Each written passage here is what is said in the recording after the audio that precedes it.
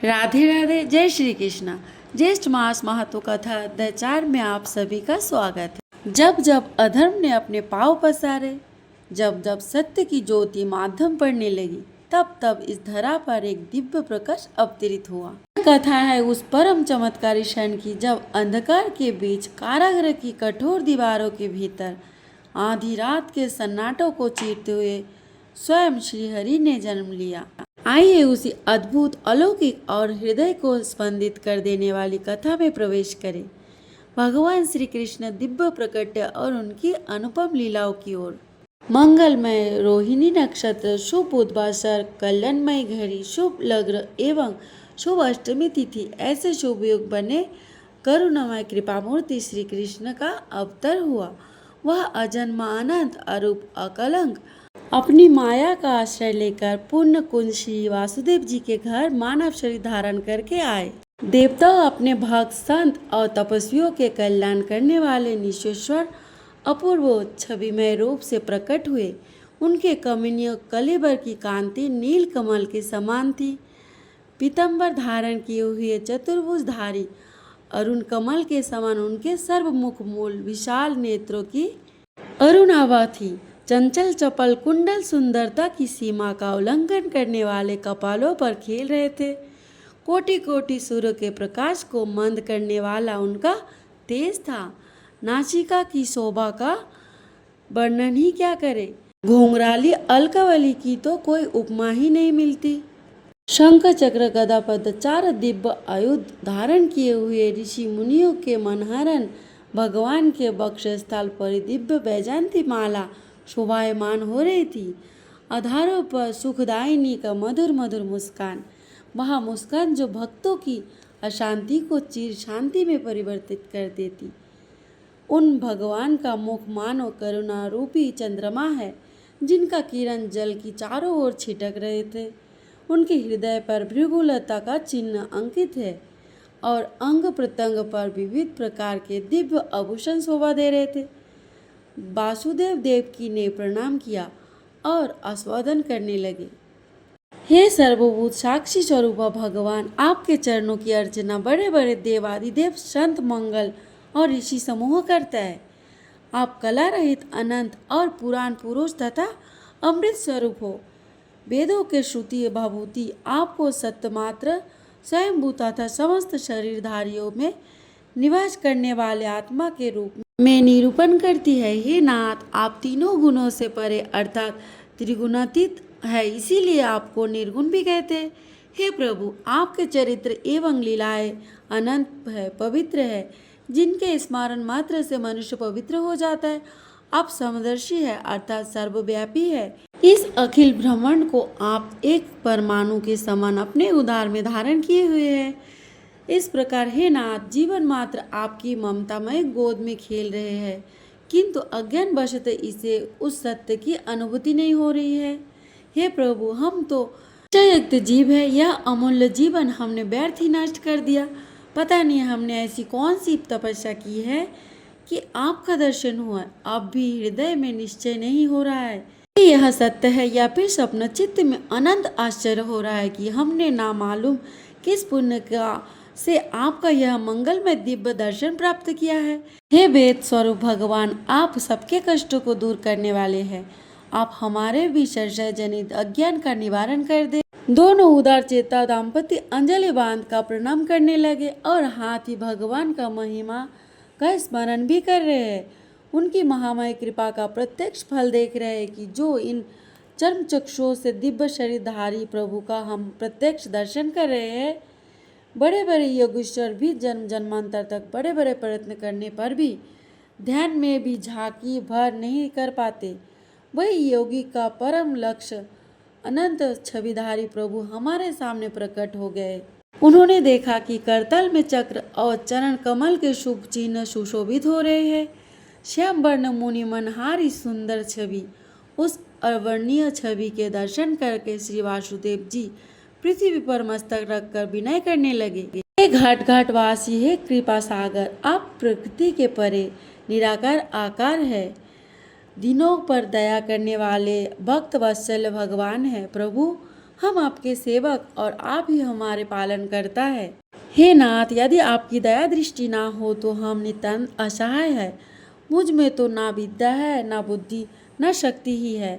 समस्त साधनों से हीन मैं आपके आश्रय में बिना कैसे विपद सिंधु से पार हो सकते हैं। जन्म भर हम आपकी इस अनुपम मुख छवि का अवलोकन करते रहेंगे। सौभाग्य की प्राप्ति के लिए हे प्रभु, हम क्या उपाय करें? क्षण भर में ही उस चतुर्भुज स्वरूप की छवि का तिरोधन हो गया, किंतु इस बार भी छवि काल रूप धारण करके माता देवकी की गोद में प्रादुर्भाव हो गया। नवजात शिशु की मधुर रोदन ध्वनि सुनते ही तो माता का मातृत्व अपित स्नेह के रूप में हृदय की सीमाओं को तोड़कर प्रवाहित होने लगा। ममता की मूर्ति जननी बार बार इस अनमोल छवि धाम को हृदय से लगाया समय तक तो उन्हें यह भान भी नहीं हो रहा था कि हम कारागार में हैं। तन्मयता के साथ इन्हीं क्षणों में देवकी कंस के क्रूर कर्मों को स्मरण करके प्रतीक से विनय वाणी से कहा, हे नाथ, इस मेरे अनमोल लाल को अपार शीघ्र ही नंद ग्रह में ले जाइए, जहाँ अपने प्रिय पुत्र के साथ रोहिणी भी निवास कर रही है। वह मेरा वह बालक अवश्य सुरक्षित रहेगा। मेरे लिए इस धन की किसी प्रकार रक्षा कर लो नाथ। हे प्राणनाथ, आप शीघ्र ही पुत्र को लेकर गोकुल चले जाओ। इस कार्य में तनिक भी विलम्ब न करो। यदि आपको मेरी सुरक्षा का भय हो तो इस विषय में आप निश्चिंत रहिए।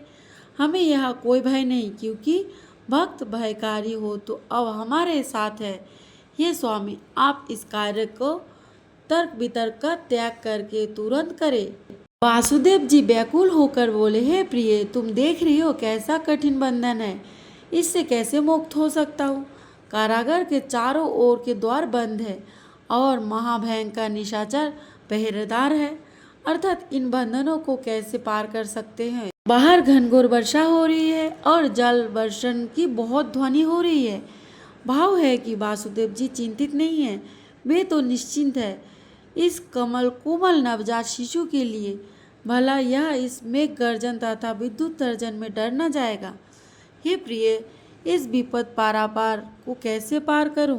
किंतु फिर धैर्य धारण करके वासुदेव जी ने अपने लाल नीलमणि को गोद में उठा लिया और कुछ ही पल पूर्व जो छवि देखी थी उन्होंने श्रीहरि का ध्यान करके चले। बालक को अंग में छिपाकर भगवान शंकर जी की मन ही मन प्रार्थना की। शंकर जी को मनाने का भाव है कि जो मृत्युंजय है, जिसकी कृपा कटाक्ष के सामने महाकाल का भी दाल नहीं गलती, वही आशुतोष मेरे दुलारे लाल को जीवन दान दे सकते हैं। फिर भी उनका हृदय भय से प्रकंपित हो उठा।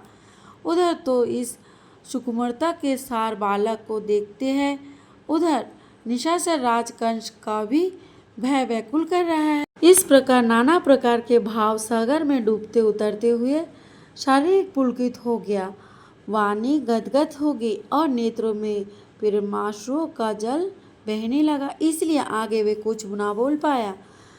तब भगवान का स्मरण करके शीघ्र ही चल दिए। कारागार का वज्र के समान कठोर मुख्य द्वार स्वयं खुल गया। भयंकर बलशाली सहज प्रहरी सब गंभीर निद्रा में डूब गए, मानो इनके भाग्य में इस छवि धाम बालक के दर्शन है ही नहीं। वासुदेव जी की हथकड़ी बेड़िया छनछना कर टूट गई। प्रभु की इस अलौकिक अहेतुकी कृपा का अनुभव करके वासुदेव जी मन में अपार आनंद हुआ। जैसे कि वासुदेव जी की पुत्र को लेकर कारागार से बाहर राजपथ पर आए कि देवताओं ने पुष्प वर्षा तथा वर्षा से रक्षा करने के लिए छत्र चमाकर लेकर चलने लगे। वे सब बालक के मुख चंद्र के दर्शन कर अत्यंत आनंदित हुए। यदुकुल तिलक भगवान के जन्म को गुप्त समझाकर देवताओं ने और देवांगनाओं ने भी मानो उनका जन्म उत्सव गुप्त रूप से ही मनाने का संकल्प किया। ज्येष्ठ मास का अत्यंत महत्व है। इस मास में जो भी श्रद्धा और नियम से व्रत, दान और कथा करता है, उसे भगवान विष्णु की विशेष कृपा प्राप्त होती है। एक गांव में एक गरीब ब्राह्मण अपनी पत्नी के साथ रहता था। वे बहुत गरीब थे, लेकिन धर्म कर्म में विश्वास रखते थे। ब्राह्मणी, हमारे पास खाने तक को नहीं है, कैसे जीवन चलाएंगे? ब्राह्मण सात स्वर में बोला, धैर्य रखो, भगवान विष्णु सब ठीक करेंगे। ज्येष्ठ मास का महत्व सुनना। गांव में इस कथा को कह रही। एक दिन गांव में ज्येष्ठ मास की कथा को हो रही थी। ब्राह्मण दाम्पत्य अपना वहाँ पहुँचे। कथावाचक: जो व्यक्ति श्रेष्ठ मास में स्नान, दान और भगवान विष्णु की पूजा करता है उसे सभी कष्ट दूर हो जाते। ब्राह्मण प्रभावशाली होकर: अब से हम यही व्रत करेंगे। अगले दिन से ब्राह्मण दाम्पत्य रोज सुबह जल्दी उठते, स्नान करते और भगवान विष्णु की पूजा कराते। ब्राह्मण: आज हमारे पास दान देने को कुछ नहीं है। ब्राह्मण: थोड़ा सा जल और श्रद्धा ही सबसे बड़ा दान है। भगवान विष्णु उनकी परीक्षा लेना चाहते थे। एक वृद्ध व्यक्ति के रूप में भगवान आते हैं।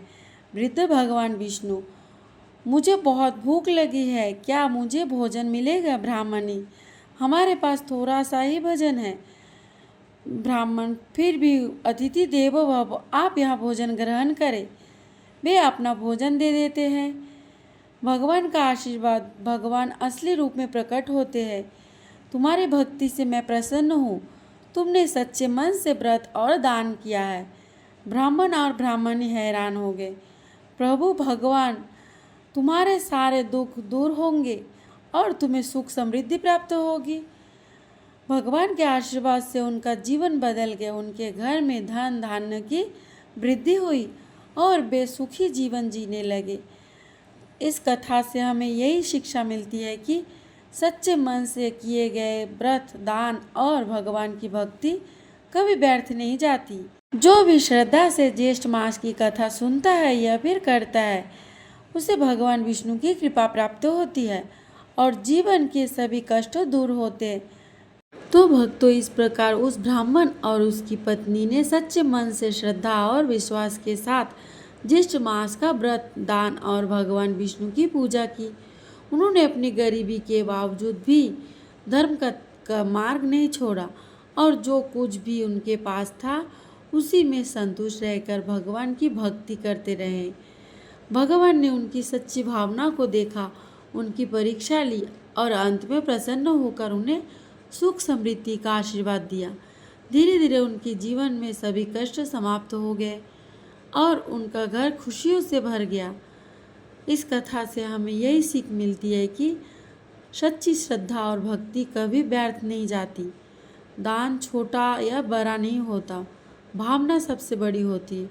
और जो व्यक्ति ज्येष्ठ मास में नियम पूर्वक व्रत, स्नान, भगवान की पूजा करता है उसके सभी दुख दूर हो जाते हैं। जो भी भक्त इस कथा को सुनता है या फिर दूसरे को सुनाता है, भगवान उनकी सभी मनोकामनाएं पूर्ण करते हैं और उसे जीवन में सुख शांति प्रदान करते हैं। बोले भगवान विष्णु भगवान की जय। ज्येष्ठ मास की कथा की जय। अगर आपको ये कथा अच्छी लगी हो तो वीडियो को लाइक ज़रूर करें और ऐसे धार्मिक कथाओं के लिए चैनल को सब्सक्राइब करना ना भूलें। अपने दोस्तों और परिवारों के साथ इस कथा को शेयर करें।